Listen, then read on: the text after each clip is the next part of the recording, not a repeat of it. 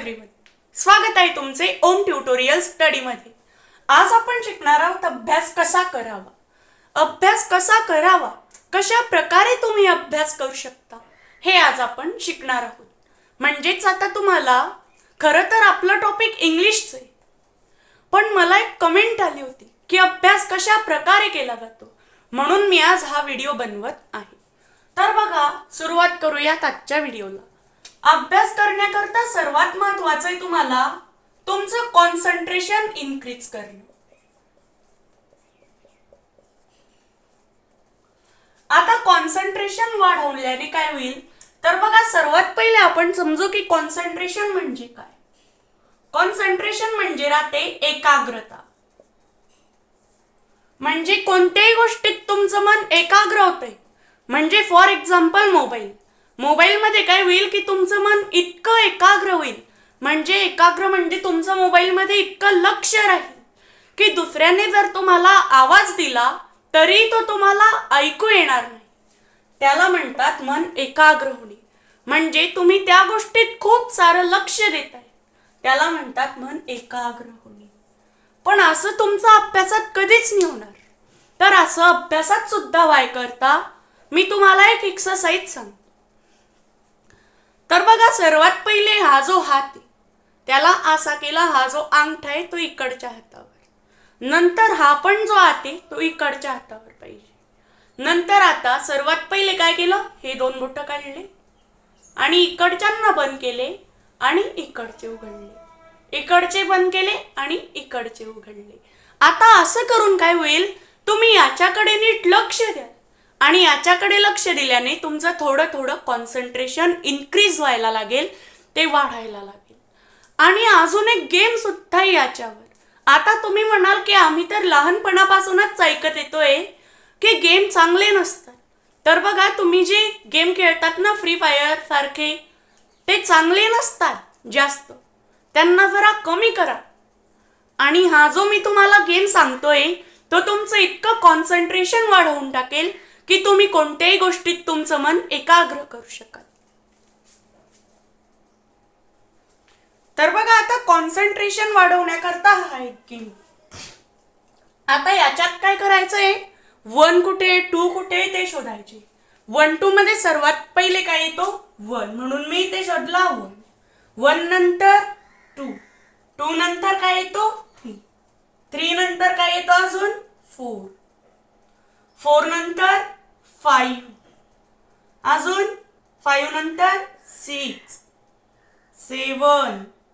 अशा प्रकारे तुम्हाला याच्यात शोधायचे 8, 9, अजून 10 कुठे 10, 11, 12, 13, 14, 15, 16। आता हे शोधल्याने सुद्धा तुमचं कॉन्सन्ट्रेशन खूप इन्क्रीज व्हायला लागेल, ते खूप वाढायला लागेल। पण आता याचा तुम्ही तर काही स्क्रीनशॉट काढून तुमचा काही फायदा होणार नाही। पण बघा, इकडे जो तुम्हाला स्क्रीनशॉट येतोय इकडच्या साईडला, त्याचा तुम्ही स्क्रीनशॉट काढून घ्या। म्हणजे त्याचा स्क्रीनशॉट काढल्याने काय होईल की तुम्ही गॅलरीत तो तुमचा फोटो येऊन जाईल आणि तुम्ही हे नंबर कधी शोधू शकाल आणि तुमचं थोडं थोडं कॉन्सन्ट्रेशन इन्क्रीज व्हायला लागेल। तर बघा, आता आपण बघूयात की तुम्ही टॉपर कशा प्रकारे बनू शकाल। तर बघा, जसं की आपल्या सगळ्यांना माहितीच की टेन्सच्या टाइप्स 3 असतात। एक असतो प्रेझेंट टेन्स, एक असतो पास्ट टेन्स आणि एक असतो फ्युचर टेन्स। आता प्रेझेंट म्हणजे राहतो वर्तमान काळ। वर्तमान म्हणजे मी आता शिकवतो आहे, म्हणजे शिकवण्याची क्रिया काय आहे, आता सुरू आहे, म्हणजे जे काम आता सुरू आहे त्याला आपण वर्तमान काळ म्हणतो, प्रेझेंट टेन्स म्हणतो। नंतर पास्ट टेन्स, मी काल तुम्हाला शिकवलं होतं, हे काय घडून गेलेलं काम, म्हणजे जे याच्या आधी घडून गेलेले आहेत, वर्तमान काळाच्या आधी जे घडून गेलेले आहेत त्याला आपण काय म्हणतो, भूतकाळ, पास्ट टेन्स। आणि फ्युचर टेन्स म्हणजे भविष्यकाळ, मी तुम्हाला उद्या शिकवणार आहे, शिकवण्याची क्रिया आली का उद्या येणार, म्हणजे तो जो उद्या येणार आहे त्याला आपण काय म्हणतो, फ्युचर टेन्स म्हणतो। तर आता जो पास्ट टेन्स आहे त्याच्यात आहे ना 80% जे लोक आहे ते भूतकाळात जगतात. म्हणजे ते आठवत राहतात की त्याने मला काय शिवी दिली होती, त्याने मला मारलं होतं. अशा प्रकारे जर तुम्ही आठवता ना, तर तुमचा जो ब्रेन आहे तो डिक्रीज होत चालतो, तो कमी होत राहतो थोडा थोडा. आणि म्हणजेच अशा प्रकारे तुमचा जो ब्रेन आहे त्याची जी लक्षात ठेवण्याची जी सवय आहे ती चालली जाते. तुम्ही जे पण पाठ करता ते फक्त तुमच्या 3-4 दिवसाच्या वरती ते लक्षात राहत नाही. आणि तुम्ही स्वतः पण कोणाला शिवी देऊ नका. समजा तुम्हाला जर कोणी काही बोललं, तो कुत्रा आहे, तो गाढव आहे, त्याच्याशी काहीच बोलू नका. कारण की तुम्ही जेवढे शांत राहता तेवढ्या तुमच्या ब्रेनला आहे ना वाईट सवय लागत नाही. आणि 10% लोक प्रेझेंट टेन्स मध्ये जगतात आणि 10% फ्युचर टेन्स मध्ये जगतात. तर बघा, कायम तुम्हाला प्रेझेंट टेन्स मध्ये राहायचंय आणि स्वतः आपण काहीच शिवी द्यायची नाही. याने काय होईल, म्हणजे तुम्ही जर असं केलं नाही ना, शिव्या दिल्याने शांत राहिले आणि कधी ये ना जास्त बोलू नका आणि थोडंफार विचार करून बोलत जा. म्हणजे समजा आता काही पुस्तकं वगैरे राहता, मराठीचं वाचन करत जा. आता तुम्ही म्हणाल की हे सोपे सोपे विषय तू आम्हाला का सांगतोयस. बघा, याने काय होईल की तुमचं आहे ना थोडंफार कॉन्सन्ट्रेशन तर वाढेलच, पण तुमचा थोडाफार शब्दसंग्रह वाढायला लागेल. आणि शब्दसंग्रह जर वाढला तर तुम्हाला कोणाशी कसं बोलायचं याची नीट तुम्हाला सवय लागेल.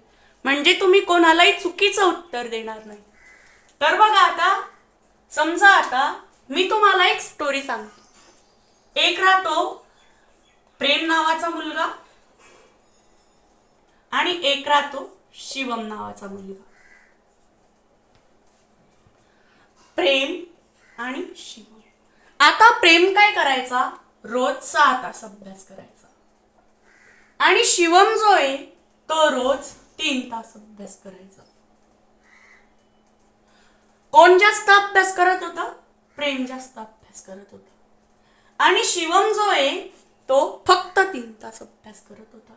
आणि शिवम 3 तास अभ्यास करून सुद्धा तो टॉपर होता. आणि प्रेम 6 तास अभ्यास करून सुद्धा एक ऍव्हरेज होता. मग इतका मोठा 6 तास अभ्यास करून सुद्धा ऍव्हरेज कस काय होता, आणि शिवम 3 तास अभ्यास करून पण टॉपर कस काय होता. बघा, सर्वात पहिली गोष्ट म्हणजे बेडवर झोपून अभ्यास करू नका आणि बेडवर बसून सुद्धा अभ्यास करू नका. कारण की तुम्ही जर बेडवर बसून अभ्यास करता तर तुम्हाला थोडी थोडी झोप यायला लागते. आणि तुम्हाला जर झोप आली आणि तुम्ही बेडवर झोपतात आणि तुमच्या ब्रेनला असा अभ्यास करावा वाटतच नाही, तुमचं मन इकडे तिकडे, म्हणजे कोणतीही गोष्ट तुम्हाला आठवायला लागते, तुम्ही वाचत वाचत पुढे चालले जाता आणि वाचतच राहता. म्हणजे तुम्हाला वाचलेलं लक्षात राहत नाही. का? कारण की तुम्ही इकडचे तिकडचे स्वप्न पाहताय आणि तुम्ही वाचताय. तुम्ही जे करताय त्याच्यावरच तुमचं नीट लक्ष असलं पाहिजे. कोणतेच काहीच तुम्हाला आठवायला नको. याच्यावर काय सोल्युशन आहे आता, तर बघा, ताट बसलं पाहिजे. ताट बसून काय होतं, आणि बेडवर बसू नका. सर्वात पहिले तर तुमच्याकडे स्टडी टेबल वगैरे असेल, नाही तर डायरेक्ट खाली बसा, पण बेडवर बसू नका. कारण की बेडवर बसून कधीच चांगला अभ्यास होत नाही. तुम्ही लगेच विसरून जाता जे पाठ केलंय ते. म्हणूनच प्रेम काय करायचा, बेडवर अभ्यास करायचा. आणि शिवम जो आहे तो खाली बसून अभ्यास करायचा, त्याच्यामुळे तो टॉपर होता. आणि बघा, सर्वात पहिले म्हणजे मी तुम्हाला एक तुमच्या ब्रेनचं हे सांगतो. समजा तुम्ही आता काही ना काही पाठ केलं, तर ते आता किती पाठ आहे, 100%. किती, 100% ते आता पाठ आहे. पण आता याच्यातून काय होईल, एका महिन्यानंतर 1 month end, एका महिन्यानंतर काय होईल, तर तुमचा ब्रेन आहे ना, जे तुम्ही पाठ केलेलं आहे त्याला तुमचा ब्रेन 70% तुमचा ब्रेन त्याला डिलीट करून टाकेल.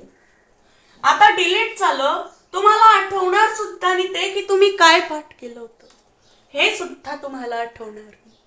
तर बघा, म्हणजे तुमचं फक्त किती % लक्षात राहील, 30% फक्त तुमच्या लक्षात राहील. म्हणजे 70% काय केलं तुमच्या ब्रेननी, डिलीट करून टाकलं. आता हे असं डिलीट झालं नाही पाहिजे. तर आता याच्याकरता पाठ करायच्या पण काही ट्रिक्स आहे, पण जास्त दिवस लक्षात राहिलं पाहिजे आणि तुम्ही नीट शांततेने काम केलं पाहिजे, याच्याकरता आहे ओम नावाचा उच्चार. हा ओम नावाचा उच्चार जो आहे तो अशा प्रकारे वापरला जातो. जसं की सर्वात पहिले तर तुमचा पाठीचा कणा एकदम ताठ पाहिजे, तुम्ही ताठ बसलेले पाहिजे आणि अभ्यास करताना सुद्धा तुम्ही ताठ बसलेले पाहिजे. जसं की ओम, एकदम पूर्ण श्वास घेतल्यावर हा ओमचा उच्चार तुम्हाला करायचा असतो. म्हणजे बघा, जसं की मी तुम्हाला हा जो उच्चार सांगितला तशा प्रकारे. आणि असं तुमचं व्हायला नको, डायरेक्ट 70% तुमच्या ब्रेनमधून डिलीट व्हायला नको, याच्याकरता सुद्धा मी तुम्हाला ट्रिक सांगेन. सर्वात पहिले हे ऐका. काही काही जण काय करतात, दप्तराला लाथ मारतात, दप्तराला इकडे तिकडे फेकतात. जी तुमची शाळेची बॅग असते दप्तर, तिला इकडे तिकडे फेकत राहतात. दप्तराला लाथ कधीच लागली नाही पाहिजे, त्याने आपला ब्रेन थोडासा डिक्रीज होत राहतो. दप्तराला जर चुकूनही लाथ लागली तर त्याच्या तुम्ही पाया पडल्या पाहिजेत. म्हणजे तुम्ही पाया पडल्या पाहिजेत आणि दप्तराला इकडे तिकडे फेकू नका. ते जरी दुसऱ्याचं असेल, तुमच्या मित्राचं जरी ते दप्तर असेल, तरी त्याला आपलं समजून फेकू नका, कुठेच फेकू नका. कारण की दप्तर जे राहतं ना, ते कोणाचंही जर असलं तर ते आपला ब्रेन डिलीट होऊन जातो. थोडासा कमी कमी आपला ब्रेन होत चालतो. त्याच्यामुळे कोणाच्याच दप्तराला लाथ मारू नका आणि स्वतःच्या पण, आणि फेकू नका इकडे तिकडे. सर्वात मेन गोष्ट म्हणजे काही काही जण काय करतात, शाळेतून आले दप्तर फेकलं. असं करू नका. दप्तराला एका जागेवर नीट ठेवा. आणि सर्वात पहिले म्हणजे तुम्ही थांबा, त्याच्याकरता मला हे रफ करावं लागेल थोडंसं. आता तुमचं जास्तीत जास्त लक्षात राहावं याच्यावर एक गेम, त्या गेमाचं नाव आहे डे रिकॉल. डे रिकॉल म्हणजे समजा तुम्ही उठता सकाळच्या 6 वाजता. किती? सकाळच्या 6 वाजता. आणि तुम्ही झोपता सकाळच्या 6 वाजता तुम्ही उठता आणि रात्रीच्या 10 वाजता तुम्ही झोपता. आता काय होतं, 6 वाजायपासून तर 10 वाजायच्या 5 मिनिटं आधी तुमच्या घरी जर असा बोर्ड आहे तर तुम्हाला त्याच्यावर ते काम करायचंय, आणि जर नाहीये तर तुम्हाला तुमच्या नोटबुकवर ते काम करायचंय. बघा ते काम काय आहे, 6 वाजायपासून तर 10 वाजायपर्यंत तुमच्या सोबत काय काय घडलं याला आहे ना रिकॉल करून काढा.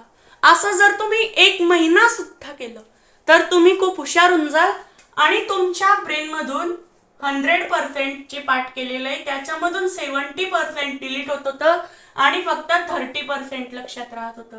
ते जे 30% लक्षात राहत होतं ते 30% लक्षात राहायच्या ऐवजी तुम्ही जर हा डे रिकॉल गेम रोज खेळला तर 30% लक्षात राहायच्या ऐवजी तुमचं 40% लक्षात राहायला लागेल.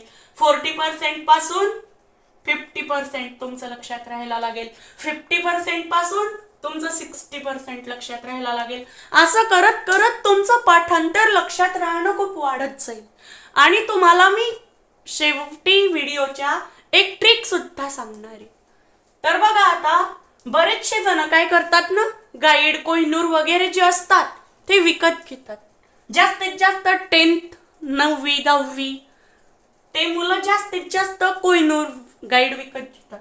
कमीत कमी 9th पर्यंतच्या मुलांनी तरी आहे ना गाईड नाही तर कोहिनूर विकत घेऊ नका. गाईड नाही तर कोहिनूर विकत घेऊ नका. कारण की हे जे गाईड आणि कोहिनूर राहतात ना, ते काय करतात, तुमचा जो ब्रेन त्याला नुसते पाहून पाहून लिहायचीच सवय होते. बाकी कुठलीच चांगली सवय त्याला गाईड आणि कोहिनूर मधून पाहून लागत नाही. जास्तीत जास्त तुमच्यापैकी 99% जण असे असतील जे की तुम्ही करत असाल नाही तर नसेल करत. पण हा जो व्हिडिओ बघताय, जे व्हिडिओ बघताय त्यांच्यापैकी 99% लोक असे असतील जे की काय करतात, कोहिनूर नाही तर गाईड वापरतात. ते मॅथचं हे करायला सुद्धा कोहिनूर नाही तर गाईड वापरतात. तर बघा, असं तुम्हाला करायचं नाही. तर आता काय करायचंय बघा, आता पाठांतर करण्याकरता सुद्धा मी तुम्हाला एक ट्रिक सांगतो. आता सर्वात पहिले म्हणजे ताट बसलं पाहिजे अभ्यास करताना. आणि लिहायचे जे काम आहेत ना तुमचे सगळेचे सगळे, त्याला काय करा, रात्री करत चला लिहायचे काम. म्हणजे रात्रीच्या 8 वाजता 9 वाजता अशा प्रकारे. आणि जे तुम्हाला पाठांतर वगैरे करायचंय ते समजा सकाळी 4 वाजता, सकाळी 5 वाजता, सकाळचा जो 6 वाजेपर्यंतचा जो टाइम असतो ना, तो जो राहतो तो पाठांतर करण्याचा सर्वात चांगला टाइम धरला जातो. समजा तुम्ही जर सकाळच्या 4 वाजता 5 वाजता किंवा 6 वाजता जर तुम्ही एखादं गाणं ऐकलं तर त्याचे शब्द आहे ना कायम तुमच्या लक्षात राहतील. ते पूर्णचं पूर्ण गाणं सुद्धा तुमचं पाठ होऊ शकतं. तर म्हणून तुम्हीच अशा प्रकारे अभ्यास करा सकाळी. त्याने काय होईल, सकाळी अभ्यास करून की तुमच्या आहे ना बरंच लक्षात राहायला लागेल. आणि बघा कोहिनूरचा वापर नाही करायचा आहे तर मग उत्तरं कुठून आणायचे ते सुद्धा मी आता तुम्हाला सांगतो. बघा किती, समजा तुमचं जर 100% पाठ आहे तर तुमचं काय होतंय 70% डिलीट होतंय आणि तुमच्या फक्त 30% लक्षात राहतंय. आता असं व्हायला ना, म्हणजे समजा तुम्ही जर 5 धडे पाठ केले होते, 5 चॅप्टर, तर आता याच्यापैकी फक्त तुमचे ना 4च धडे लक्षात राहतील. आणि जो पहिला धडा लक्षात राहील कोणता, म्हणजे 4च चॅप्टर लक्षात राहतील असं नाही म्हणत मी. तर 5 चॅप्टर तुम्ही काय केलेले, याला पाठ केलेले.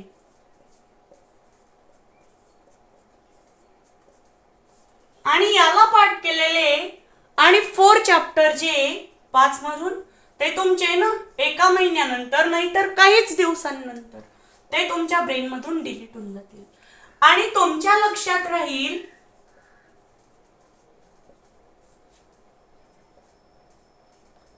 लक्षात राहिलेला जो आहे तुमचा आता तो आहे या फक्त 1 चॅप्टर.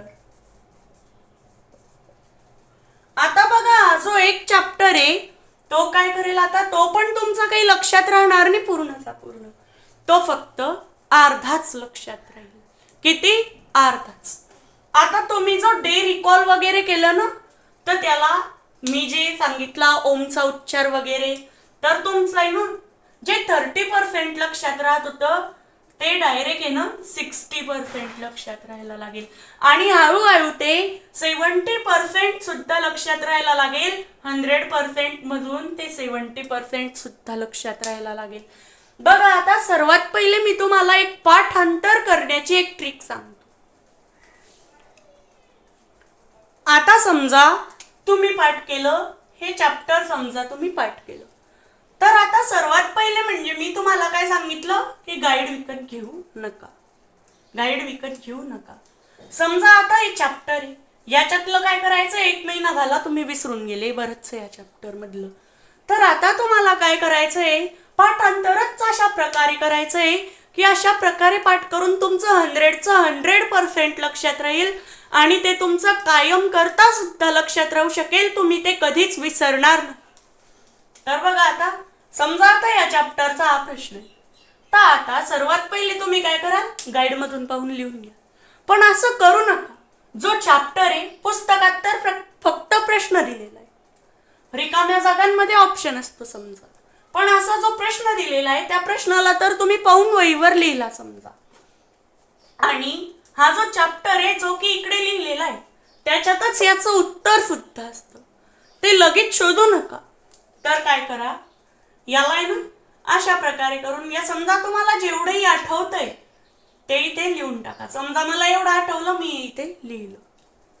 आणि समजा तुम्हाला जर आठवतच नाही, 5-6 मिनिटं झाले आठवताय, तर तुम्हाला ते आठवतच नाही, तर काय करायचंय, धड्यामध्ये तो प्रश्न शोधायचा. याने काय होईल, प्रश्न शोधल्याने तुमच्या डोक्याला आहे ना थोडा थोडा ताण येईल, म्हणजे तुमच्या ब्रेनला थोडा थोडा ताण आल्यामुळे तो थोडा थोडा इन्क्रीज व्हायला लागेल, म्हणजेच तो वाढायला लागेल.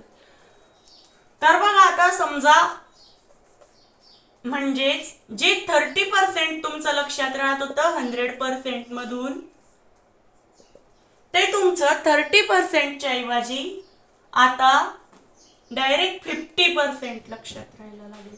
आणि 50%चं हे हळूहळू 90% लक्षात राहायला लागेल.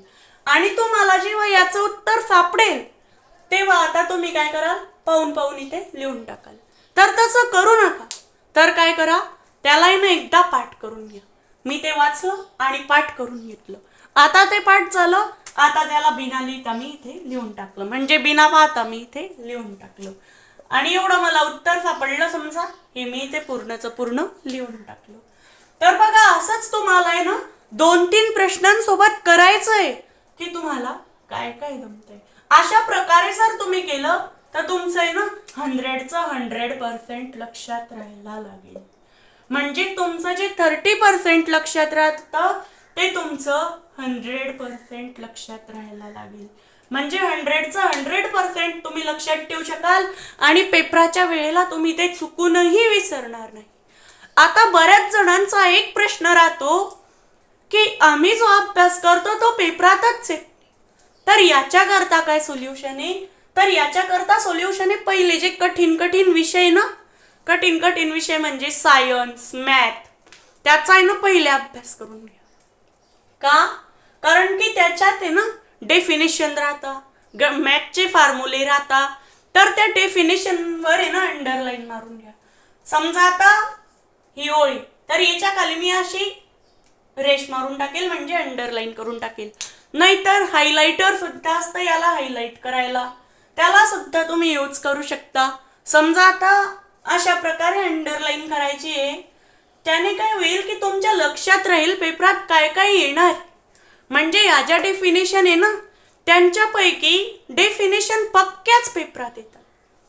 कारण की डेफिनेशन पेपरात येतातच. आणि समजा जे राहतं डेफिनेशन तर पेपरात येतात, आणि मॅथचे फॉर्म्युले विचारले जातात. आणि सायन्सच्या तुम्ही ना डेफिनेशन जास्तीत जास्त पाठ करा. आणि डायग्राम सुद्धा राहतात, त्या सुद्धा जास्त येतात. म्हणजे डायग्राम सुद्धा सायन्सच्या जास्त येतात, त्यांना सुद्धा पाठ करत राहा. म्हणजे काय होईल, हे तर नक्कीच पेपरात येईलच. आणि तुम्हाला जास्तीत जास्त अभ्यास जास्त वेळ करायची गरजच पडणार नाही. जसं की मी तुम्हाला सांगितलं शिवम आणि प्रेमचं, तर प्रेम या ट्रिक फॉलो नाही करत होता आणि शिवम या ट्रिक फॉलो करत होता, म्हणून तो 6 तासांचा अभ्यास तो 3च तासात करून टाकायचा. म्हणून तो शिवम टॉपर होता. असं तुमच्या वर्गात सुद्धा जो टॉपर असेल तो तुम्हाला सांगणार नाही की का तो टॉप करू शकतोय. तर हेच. तर बघा, आणि एक मुलगा राहतो, म्हणजे तो जो प्रेम होता त्याने या शिवमला विचारलं. शिवमला काय विचारलं की तू टॉप कशा प्रकारे करतो. तर शिवमनी त्याला सगळेचे सगळे रूल लिहून दिले की तो टॉप कशा प्रकारे करतो. पण शिवमला तरी माहित होतं याने सगळे रूल लिहून दिले, त्याला खरे लिहून दिले, खोटे. तर मग प्रेमला माहित होतं आता तर आपल्याला सगळेच रूल भेटून गेले, तर आपण नक्कीच टॉप करू. पण तो तरीही टॉप नाही करू शकला. प्रेम का टॉप नाही करू शकला? कारण की एक होतं, तुम्हाला आहे ना स्लीप खूप महत्वाची आहे. आता तुमची जर झोपच नाही झालेली तर तुम्ही कशातच मन एकाग्र करू शकणार नाही, तुमचं कॉन्सन्ट्रेशन तेव्हा राहणार नाही. तर आता तुम्हाला लवकर झोपायचंय. समजा 10 वाजता 9:30 वाजता झोपून 4 वाजता उठायचंय. जास्तीत जास्त तुम्हाला फक्त आहे ना 6 तासांची झोप महत्वाची असते. तुम्ही जर 10 वर्षाच्या खाली असाल तर तुम्हाला 8 तासांची झोप महत्वाची असते. तर एवढेच झोप करून तुम्हाला उठायचंय. म्हणजे तेव्हा जर तुम्ही सकाळच्या टायमाला उठले ना आणि तुमची जी झोप आहे ती 6 तास झालेली आहे, त्याच्यामुळे तुमचा ब्रेन त्या वेळी ऍक्टिव्हेट राहतो. तो ऍक्टिव्हेट असल्यामुळे काय होईल की तुमचा अभ्यासात आहे ना चांगल्या प्रकारे मन लागू शकेल. आणि एक गोष्ट महत्वाची आहे की तुम्ही जेव्हा अभ्यास कराल तेव्हा तुमचं जेवण झालेलं पाहिजे. तेव्हा तुमचं जेवण जर झालेलं असलं अभ्यास करताना तर काय होईल की तुम्हाला ना कशाचीच हे नाही राहणार आणि तुमचं जे कॉन्सन्ट्रेशन ते पूर्ण अभ्यासात लागू शकेल. म्हणजे तुमचं मन एकाग्र अभ्यासात होऊ शकेल अशा प्रकारे. तर बघा असं करून तुम्हाला 100चं 100% लक्षात राहायला लागेल. आणि मी जो तुम्हाला ओमचा उच्चार सांगितला तो तुमच्या इतका कामात पडेल की तो तुम्हाला टॉपर बनायला खूप मदत करेल. आणि याला रोज करावा लागेल. ओमचा उच्चार हा तुम्हाला रोज करावा लागेल. तर बघा मित्रांनो, जर हा व्हिडिओ तुम्हाला आवडला असेल तर या व्हिडिओला लाईक करा, नका करू ती तुमची इच्छा आहे. सबस्क्राईब करा, नका करू ती पण तुमचीच इच्छा आहे. पण या व्हिडिओला तुमच्या मित्राला नक्कीच शेअर करा. याने तुमच्या मित्राचा खूप भरपूर फायदा होईल. भेटूयात पुढच्या व्हिडिओमध्ये. बाय.